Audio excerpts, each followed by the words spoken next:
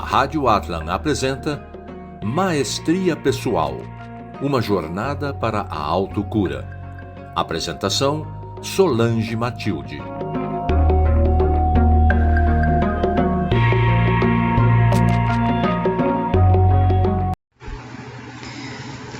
Olá, buscadores e decifradores da revelação cósmica. Este é o programa Maestria Pessoal, uma jornada para a autocura. Meu nome é Solange Matilde, o pessoal também me conhece como Sol. No primeiro programa que nós fizemos, já fiz a minha apresentação, mas de qualquer maneira vou fazer rapidamente neste momento. Eu sou psicóloga, psico-oncologista, que é uma interface entre psicologia e oncologia, isto é, eu trabalho com pacientes com câncer. Sou consteladora familiar, trabalho com regressão, analista transacional e tantos outros cursos que são necessários para que a gente mantenha atualizado a nossa profissão. Acho que isso acontece com todo mundo. Os objetivos do programa é principalmente provocar reflexão e fazer com que você tenha uma vontade, uma força extra para investir no seu autoconhecimento. Eu acho que provocar reflexão e autoconhecimento é uma dupla dinâmica bem importante para todos nós se queremos realmente mudar de vida. Senão a gente pode ficar no mesmo estado que estamos. No primeiro programa eu li uma linda poesia que se chama Morte e Vida Severina, de João Cabral de Melo Neto. Uma poesia que versa sobre quem somos nós, para provocar essa reflexão que eu tanto falei. Então, se você tiver vontade de refletir sobre isso, leia na internet ou vá lá no nosso primeiro programa para ver as nossas divulgações sobre a poesia de João Cabral de Melo Neto. E eu apresentei também um mito de Procusto, que tem tudo a ver com os momentos que nós estamos vivendo, né? Como que nós precisamos ser formatados. Falamos um pouco sobre o tempo dedicado às coisas da nossa vida. Esse tempo que é fundamental para recuperarmos o tempo pessoal, porque o tempo da nossa vida também precisa do tempo pessoal, ou seja, aquele no qual nos dedicamos a nós mesmos. E a gente quase não faz isso, né? Nós temos tantos afazeres, nós temos tantas responsabilidades que nós acabamos esquecendo deste momento pessoal. Inclusive eu fiz um exercício, que eu tenho me dedicado bastante à parte prática, eu fiz um exercício da roda da vida. É uma pizza onde você vai dividir o seu tempo e vai ver como que você usa esse tempo, né? Para a família, para o trabalho, para lazer e para tantas outras coisas que nós temos no dia a dia. E é uma surpresa, tá? Quando a gente olha o resultado, a gente geralmente fica descontente com o que tem feito com o tempo. Se você não fez ou não sabe do que estou falando, volta lá e dá uma olhadinha para compreender o que é a roda da vida em relação a tempo. Eu apresentei também o GUT. GUT é G-U-T. Que é uma ferramenta muito utilizada nas empresas para reconhecer e separar situações e estabelecer prioridades. A gente está perdendo essa capacidade, né, de estabelecer prioridades. São tantas as coisas, tantos os movimentos da vida e principalmente o foco na vida profissional. Lá na empresa, provavelmente temos várias ferramentas para priorizar ou cobrança, né? Mas a prioridade é para toda a vida, né? Para a vida, os problemas que você tem no cotidiano da vida pessoal, na vida familiar, na vida acadêmica, e nós estamos perdendo essa capacidade. Essa ferramenta é muito boa, eu utilizo várias vezes, principalmente quando eu estou um pouco confusa com o que eu devo primeiro começar a fazer. Então experimenta, pode procurar na internet ou vai lá no nosso programa que eu explico um pouquinho mais o programa número 1. Nós trabalhamos especificamente com a pergunta número 1 do Mental 1, que seria como você ocupa o seu tempo. O tempo próprio para além do tempo produtivo. Novamente falando do trabalho. O trabalho é bem esquematizado, né? O nosso tempo dedicado ao trabalho, talvez lá na nossa pizza, seja quase metade da pizza. Então, é refletir sobre essa ocupação do tempo, e especialmente do pessoal. Eu queria acrescentar a vocês 2 leituras, que pode ser um livro demo, ou um texto na internet, ou um podcast na internet. E se você preferir ler, porque nós já estamos perdendo a capacidade de leitura, e se perdemos a capacidade de leitura, nós perdemos também a capacidade de escrita, né? Isso tem acontecido muito comigo. Então, eu vou sugerir 2 livros. Um do Byung-Chul Han, que é um filósofo atual, ele fala muito sobre a revolução do uso do tempo. E um dos livros, todos são muito interessantes, mas sugiro A Sociedade do Cansaço. Tem vários textos na internet aí sobre, acho que vale a pena você dar uma olhadinha. E também do Zygmunt Baum, sobre tempos líquidos, sobre relacionamentos líquidos, né? É muito reflexo da nossa atualidade. Então, acho que só pode acrescentar. Antes de seguirmos para a segunda pergunta do Mentalma, eu quero agradecer a paciência de vocês, né? O primeiro programa é muita atenção. No segundo a gente já vai relaxando e no terceiro talvez a gente esteja mais agradável de se ouvir. Mas eu estou aqui me esforçando, tá, gente? Tirando os nés, tirando as preocupações e tentando levar informações, principalmente informações práticas para vocês. Porque também é importante a gente pensar sobre o que a gente tem de conceito, de teoria, e o que a gente tem de prática. Talvez a grande maioria seja teoria mesmo, né? A prática, como o nosso tempo é ocupado por trabalho que é necessário para a nossa subsistência e outras situações de vida, esse tempo pessoal fica muito restrito e essa capacidade de reflexão fica diminuída. Então vamos para a pergunta número 2. Qual é a porcentagem de tempo ao longo de uma semana ou de um mês que você usa para o seu empreendimento espiritual e autoconhecimento? Fazendo a pizza da roda da vida, você vai perceber isso claramente, principalmente se você for honesto com você mesmo. Aliás, é um exercício que você não tem que mostrar para ninguém, é um exercício pessoal. Então, não se preocupe. Se você ficar incomodado com isso, seja honesto com você, rasgue e jogue fora. Não interessa a ninguém além de você mesmo. E eu sugiro também que você sempre tenha papel e caneta para poder anotar aquilo que lhe interessa. Claro que a gente sempre pode voltar a escutar novamente, mas tem reflexões que ela acontece no momento, ali naquela hora, e é importante que você faça anotação. Para mim funciona muito bem, principalmente a autoescrita. Em algum momento eu vou comentar com vocês sobre a autoescrita.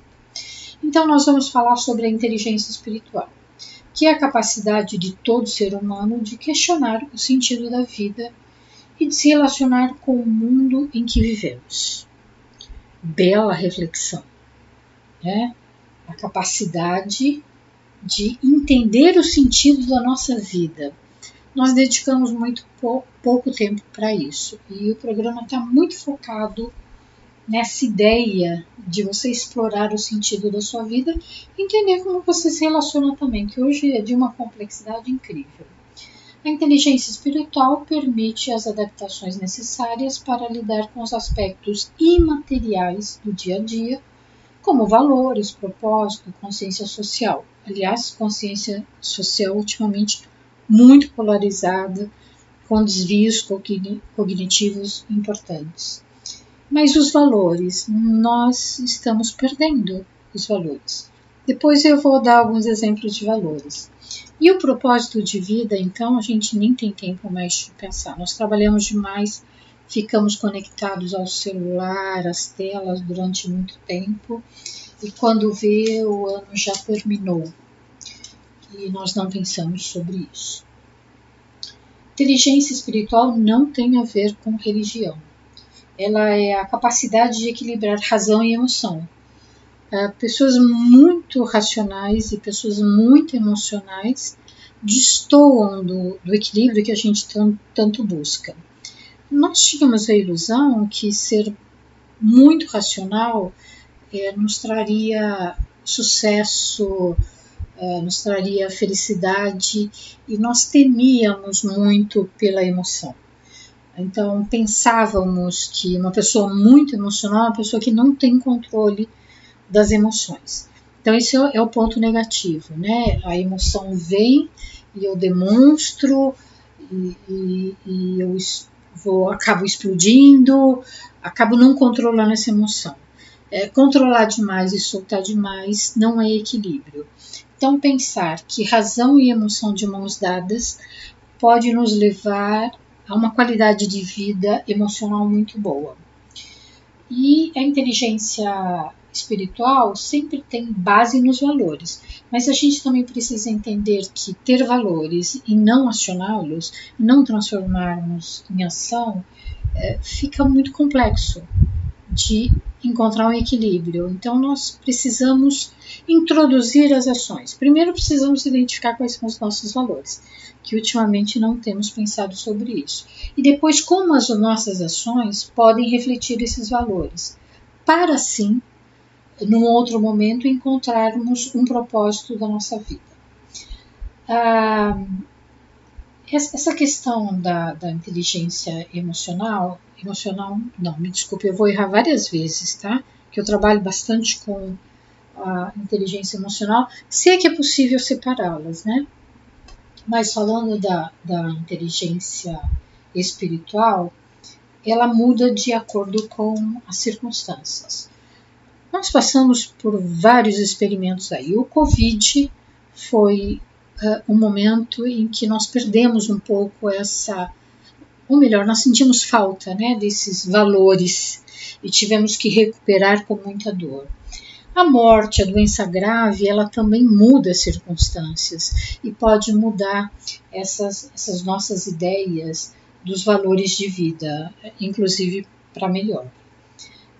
Perder o emprego, perder uma condição uma condição econômica, poder aquisitivo mesmo, status, também pode fazer que a gente mude os nossos valores e nos concentremos um pouco mais na inteligência espiritual.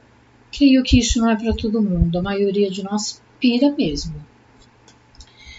Mudanças importantes de impacto também pode transformar essa ligação que nós temos com a inteligência espiritual e com os valores. Elas trazem grandes impactos e a gente tem que parar para compreender o que está acontecendo e o que é vida para nós, o que é sentido de vida para nós diante da morte, diante de uma doença grave, diante de uma mudança muito importante. O Covid, né, trouxe isso para a gente, trouxe muito prejuízo, perdemos muitas pessoas, tivemos muito medo de morrer, e talvez pelo medo de morrer a gente passe a ter um outro sentido de vida. Não é possível todo mundo fazer essa reflexão, mas se nós não insistirmos em fazer reflexões, em pensarmos, em discutirmos com outras pessoas sobre isso, fica muito difícil mudar. Então, o nosso convite é para fazer você pensar sobre a inteligência espiritual e também entender as sensações de todas essas circunstâncias que podem voltar, que podem ser novas circunstâncias, uma guerra, por exemplo, né, um medo de uma bomba atômica, um medo de lidar com, sei lá, ETs que possam chegar, a volta de Sofia, tudo isso nos deixa muito frágil e muito vulnerável. E uma pergunta para a gente encerrar esse primeiro bloco é assim: você sabe identificar quais são os seus momentos de fragilidade, de vulnerabilidade? Como é que você se comporta quando você se sente frágil? Será que você, quando está muito fragilizado, você pula por uma máscara de ser muito forte? Eu faço isso, ou melhor, eu fazia. O autoconhecimento me permite ser frágil e forte, mas antes eu era só forte. E isso trouxe um grande comprometimento com a minha saúde. E a vulnerabilidade, né? Quando é que você se sente vulnerável? Você sabe? E o que você faz com isso? Você tem recursos para lidar com a sua vulnerabilidade, com a sua fragilidade? Você conversa com os seus parceiros, familiares, a sua esposa, o seu marido, sobre essas questões de fragilidade e vulnerabilidade? Você consegue se mostrar vulnerável e não ficar apavorado com isso? Aproveite o nosso intervalo, talvez para escrever 1 ou 2 linhas sobre a sua fragilidade e a sua vulnerabilidade. Eu volto já para a gente continuar com esse papo. Muito interessante, talvez um pouco desagradável, porque mergulhar em si mesmo não é muito agradável. Eu volto já. Oi, voltei. Vamos continuar falando então de inteligência emocional. No último bloco falamos um pouquinho de fragilidade e vulnerabilidade, espero que você tenha pensado um pouco sobre isso. E vamos retomar então a inteligência espiritual como modo de reconexão da vida e com a saúde mental. Acho que não dá para separar saúde mental sem reconexão com a vida, sem inteligência espiritual. Embora tenha um nome, né, inteligência espiritual, mas na verdade a gente já entende o que é isso. Talvez agora seja uma teoria mais clara que possa nos ajudar a entender um pouquinho mais. E talvez a próxima pergunta seja: como desenvolver a inteligência espiritual? Eu quero, eu desejo, eu sei que preciso, e como é que eu faço isso? Então hoje a internet tem muitas coisas, muitas pessoas ensinando, umas com saberes mesmo e outras simplesmente sem essa base, né, para poder nos ajudar. Mas de qualquer maneira eu escolhi 10 pontos segundo Dana Zohar e Ian Marshall. Eu achei muito interessante. Esses 10 pontos dá para esclarecer, eu achei bem didático. Então nós vamos trabalhar em cima disso. Lembrando que sempre tem tantas informações em livros e podcast e vídeos e tudo mais. Então, o primeiro ponto seria interesse genuíno por seu autoconhecimento, consciência profunda de quem é. Muito bom, né? Acho que todos nós temos o interesse genuíno, que isso pode ser só uma teoria na nossa cabeça, ou pode ser a teoria, o racional, junto com a ação. Quer dizer, eu compreendo que eu preciso fazer algo para desenvolver essa competência. Então, a ação é algo determinante. E acho que genuíno, todo mundo tem esse interesse, mas a consciência profunda de quem você é precisa ser muito trabalhada. E creio que não seja para todo mundo. Acho que é algo que poucas pessoas ainda procuram, porque acho que não é também da nossa cultura, né?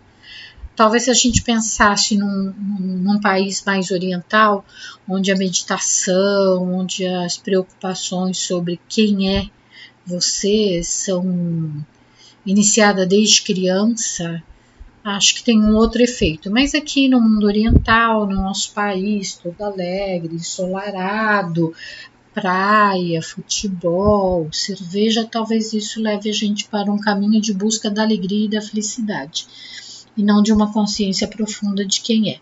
Porque também a gente pode encontrar coisas bem desagradáveis, né, quando se aprofunda.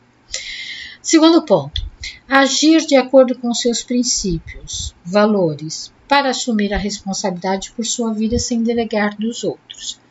Então a gente já sabe, já viu isso em vários lugares e a gente acaba fazendo mesmo por falta de informação, sempre colocando a culpa em algo, em alguém, na chuva, no cachorro, no pai, na mãe.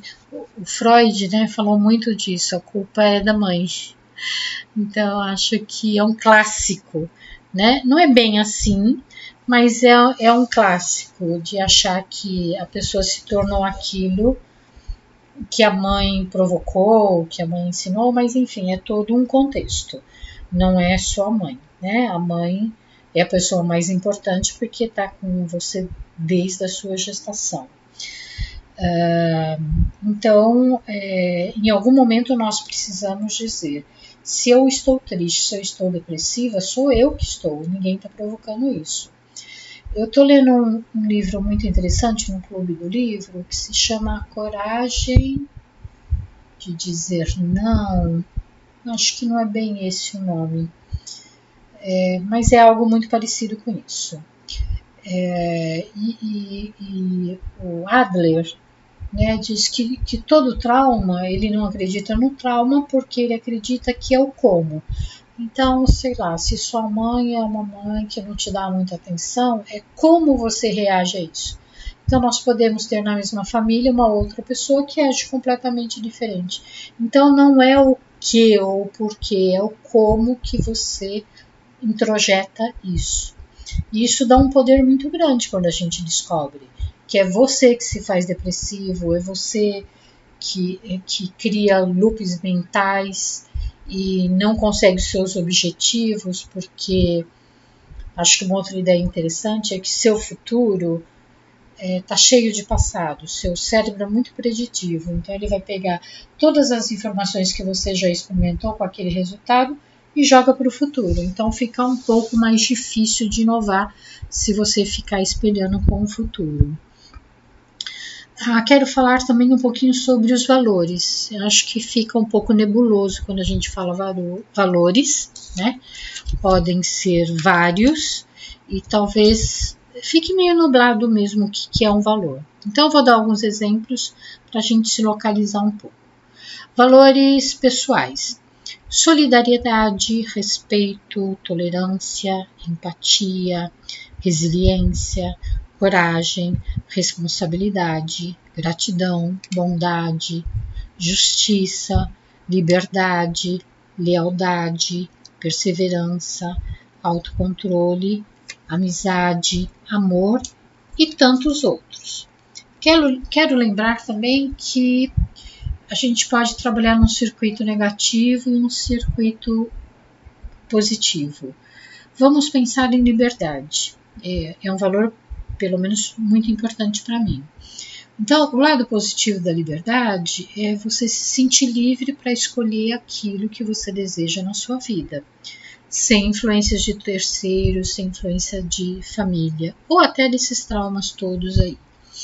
O lado negativo é quando eu não respeito a liberdade do outro, quando o meu excesso de liberdade esbarra na liberdade do outro, ou eu posso ser libertina, inconsequente. Então, os valores precisam também ter um circuito positivo.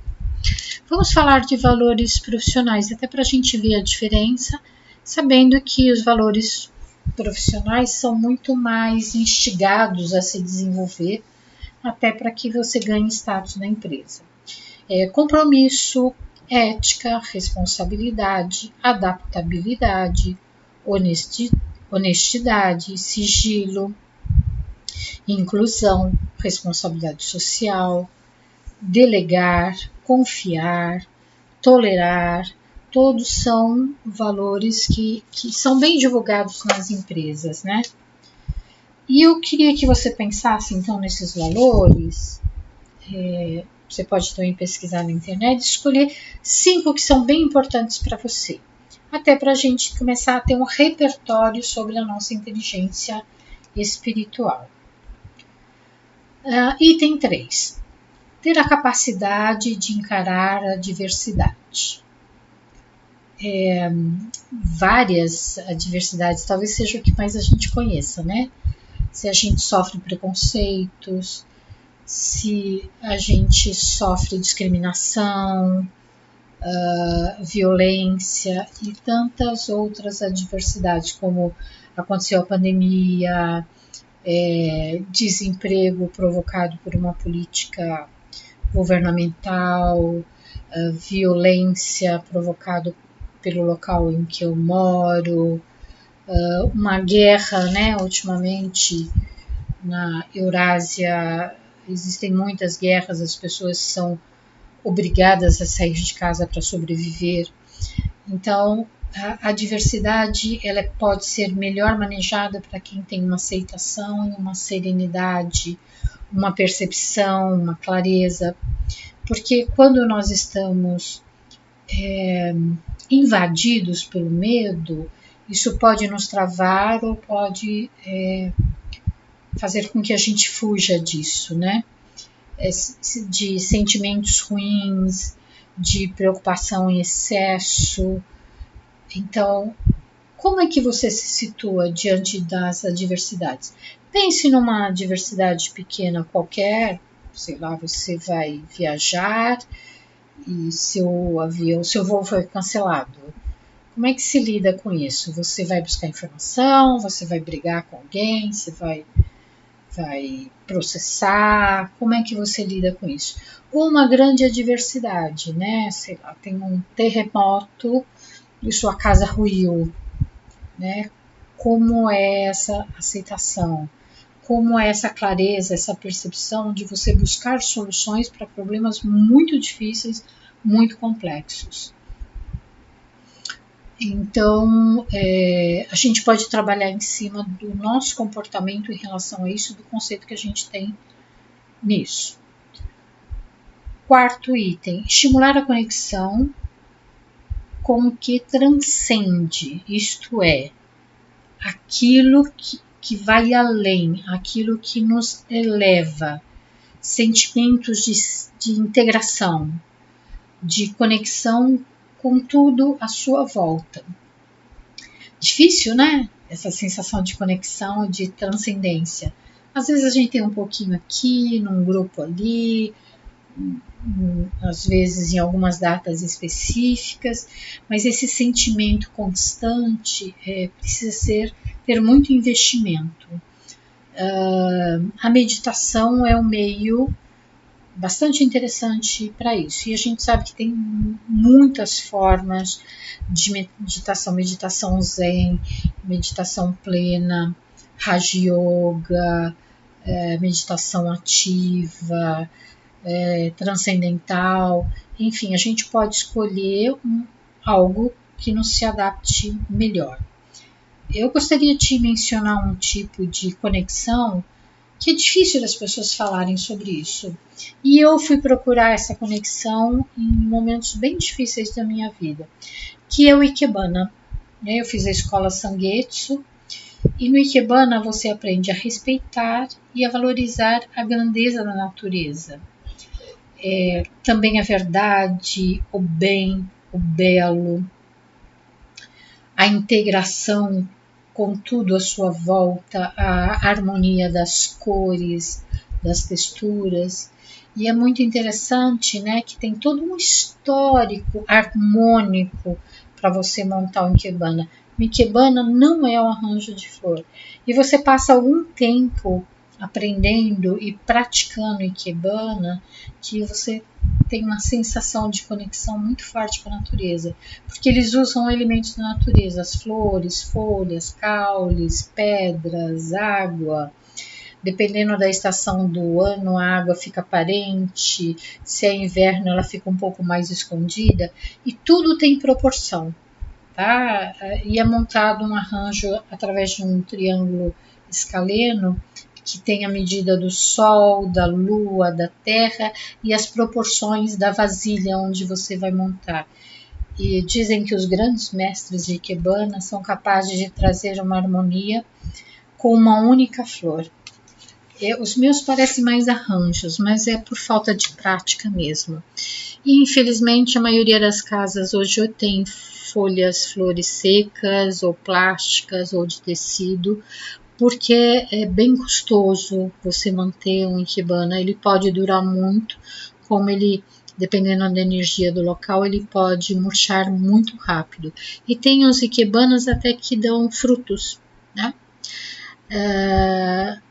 É muito bonito e deve ter várias outras técnicas para você sentir-se integrado, sintonizado com algo para além do dia a dia, algo imaterial.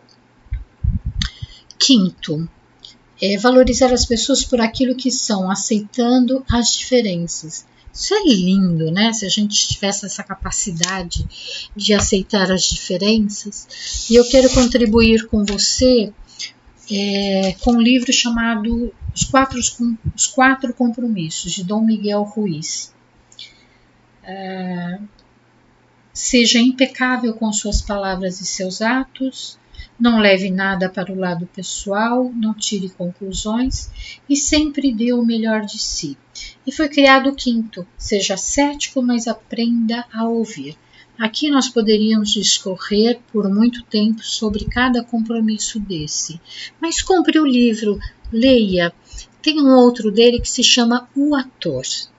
Eu fiz até um workshop a respeito desse tema, foi magnífico. É um livro de cabeceira.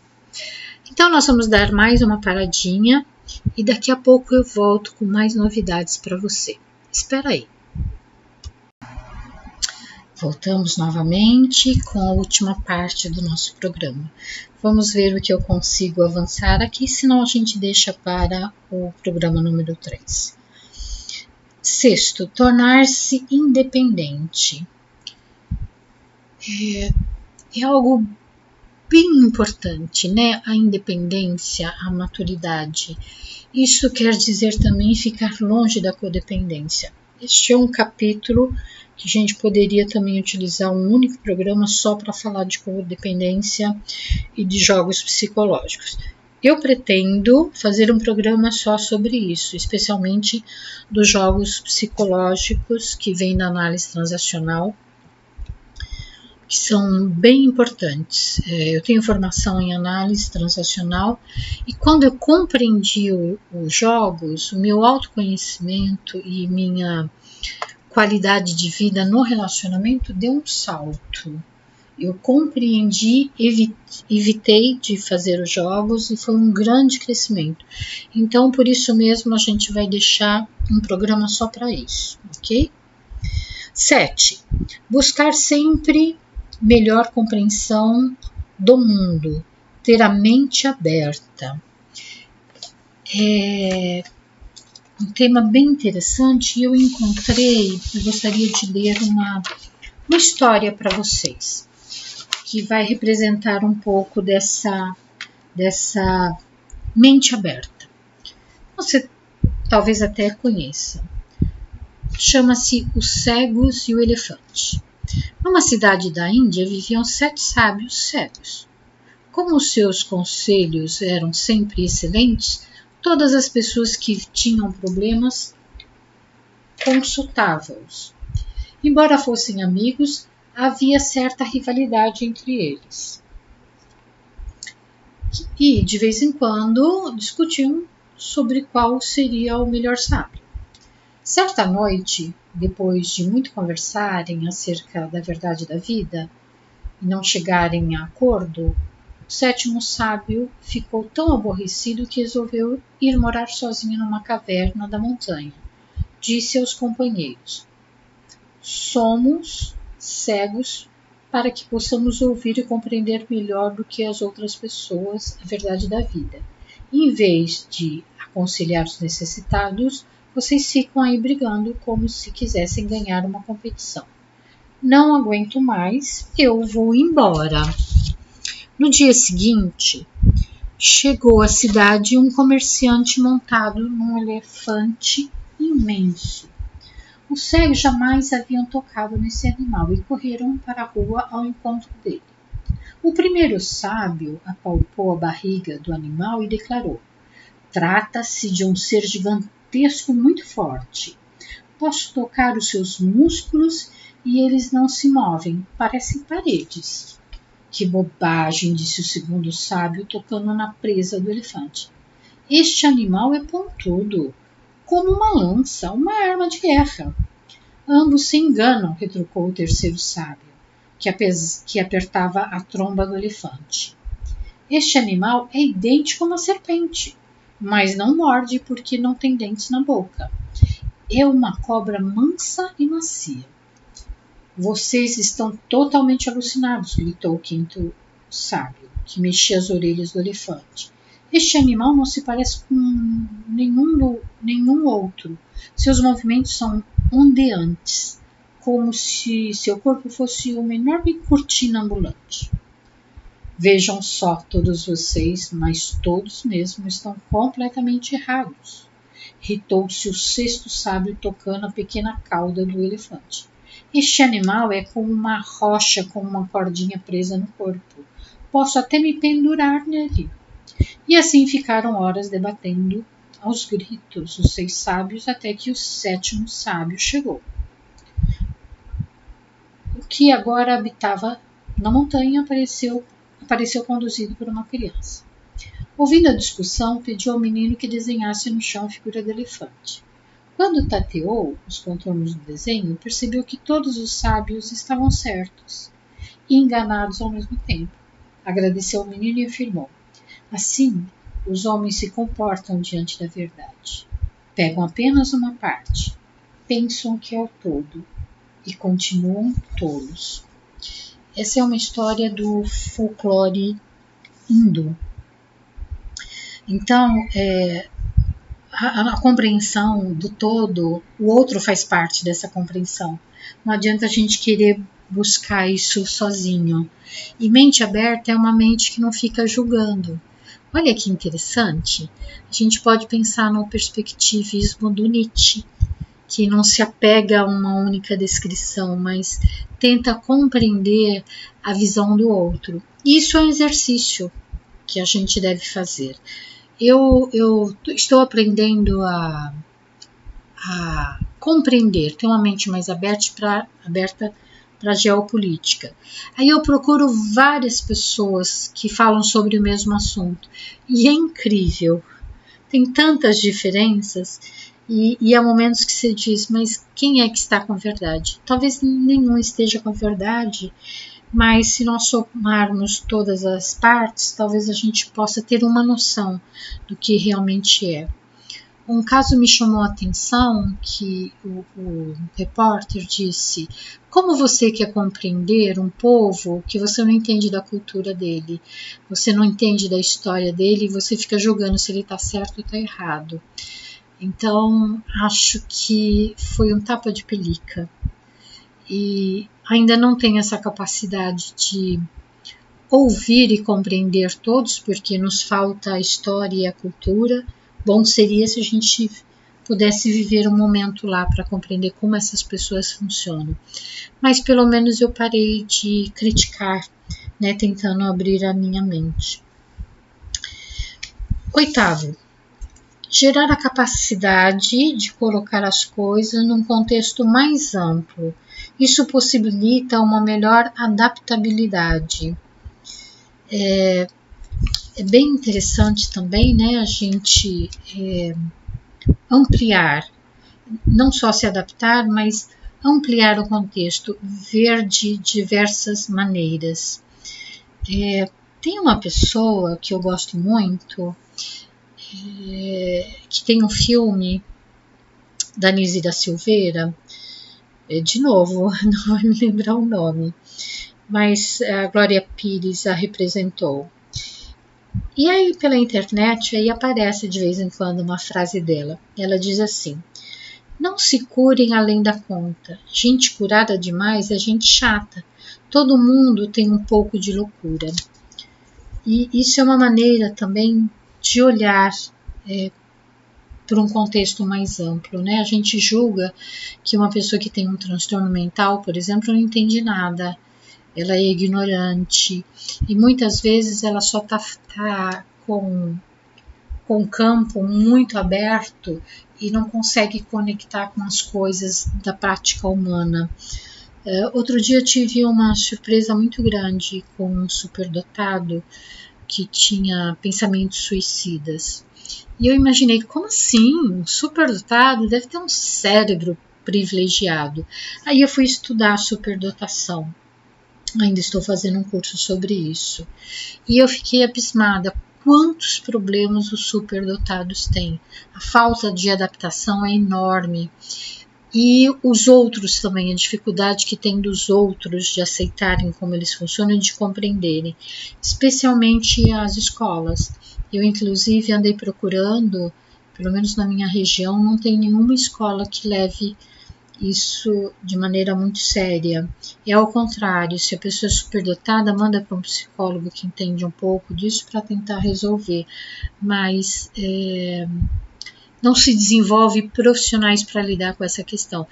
E posso garantir para vocês, eles são extremamente discriminados e sofrem demasiadamente ao ponto de não querer mais viver.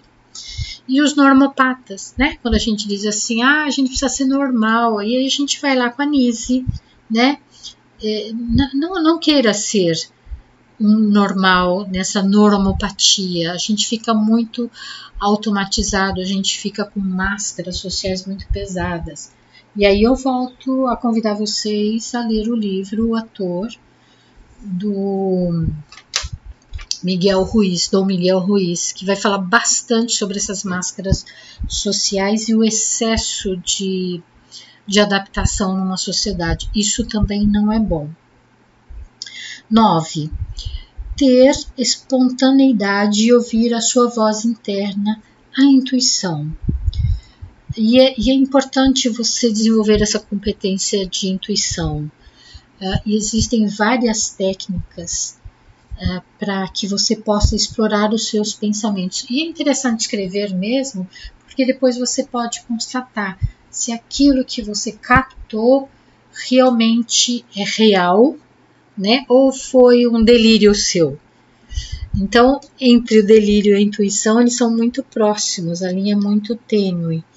Mas leia mais sobre intuição, escreva mais sobre as suas intuições e fique aberto para isso. Uma pessoa intuitiva, ela tem um funcionamento completamente diferente de quem não é. Existe até um teste, o QATI, criado pelo Jung, onde você pode medir essa tua capacidade intuitiva. Eu, inclusive, me apliquei mesmo o teste, né? E eu tenho um alto índice de intuição. Às vezes nem eu acredito, tá? Mas hoje eu já nem dou tanta importância se ela vai ser confirmada ou não. Eu acabo utilizando no meu dia a dia. Chegamos no 10º. Exercer a compaixão e empatia consigo mesmo e com outras pessoas. De dentro para fora e de fora para dentro. A vida é cheia de imprevistos, cheia de adversidades. E o que a gente vai fazer com isso, né? Então, onde eu me situo com essa inteligência espiritual e com essa ser compassivo consigo mesmo. Eu acho que os pacientes terminais ajudam muito a gente entender a compassividade, a tolerância, a empatia. Lembrando que o excesso de empatia também pode nos adoecer. Eu estou lendo mais um livro, eu faço multileitura, e é um livro que está me chamando muito a atenção em relação à compaixão e empatia, é o livro Terapia da Dignidade, Finitude, Legado e Dignidade nos Cuidados Paliativos, do Harvey Max Chokhinov. Eu não sei se eu estou pronunciando corretamente o nome, eu não sei se é Chokhinov ou Chokhinov ou Kokhinov. Enfim, é só jogar na internet Terapia da Dignidade que você vai encontrar um livro maravilhoso em que você pode entender sobre compaixão e dignidade na finitude. Para os profissionais que lidam com pessoas terminais, deveria ser uma bíblia, uma cartilha muito importante e muito fundamental na atuação com esses pacientes. Lembrando que o excesso de empatia pode trazer grandes problemas. De novo, né, a gente vai buscando esse equilíbrio tão difícil de encontrar. Creio que se a gente se livrar das pontas, já estamos fazendo um grande trabalho. O meio, acho que a gente atinge em alguns momentos, mas é muito difícil permanecer o tempo todo no equilíbrio. O próprio corpo faz isso constantemente. Quando nós estamos doentes, está faltando algum nutriente, alguma coisa no nosso corpo, o corpo sempre vai buscar uma homeostase. E emocionalmente nós também somos assim. A gente vai procurar um lugar de equilíbrio. Isso quer dizer que a gente passa o tempo todo lá? Não passamos o tempo todo lá. Mas é constante essa busca a gente equilibra e se desequilibra. Lembra do mundo dual que eu falei? A gente sempre está experimentando as duas coisas. Seria muito importante a gente passar um pouco mais de tempo próximo do equilíbrio. Bom, o nosso programa está terminando. Eu espero ter contribuído com você com essas informações sobre inteligência emocional. E no próximo programa a gente vai trazer muito mais novidades, inclusive com esses autores da inteligência emocional, que ele vai falar um pouquinho do ponto de Deus, que está localizado no cérebro frontal. Bom, mas isso é conversa para um outro programa. Eu espero você com meu coração feliz de poder levar essas informações. Espero que tenha contribuído com o seu bem-estar. Até o nosso próximo programa.